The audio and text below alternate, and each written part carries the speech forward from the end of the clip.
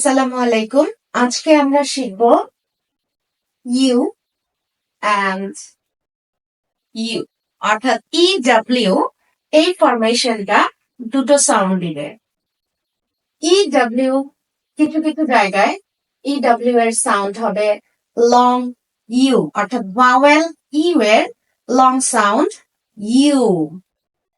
আবার কিছু জায়গায় ই ডাব্লিউ সাউন্ড দিবে ডাবল ও এর লং সাউন্ড, দ্যাট মিনস উ। আমি এক্সাম্পল গুলো দেখাচ্ছি।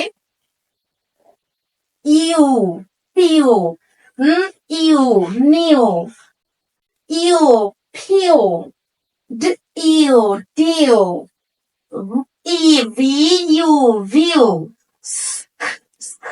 You, skew, U, stew, U, dew. এই পাশে যেটা আছে ইনফরমেশনের প্রোনাউন্সিয়েশন হবে ইউ, টু, টু, ব্ল, U, blue, drew, grew, crew, নু, থ্রু, স্ক্রু।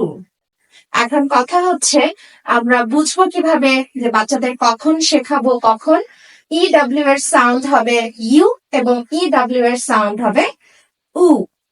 যখন E W F, N, V, B, M এবং এস কনসোনেন্টের পরে বসবে, ম্যাক্সিমাম টাইম ই ডাব্লিউ এর সাউন্ড আসবে ইউ।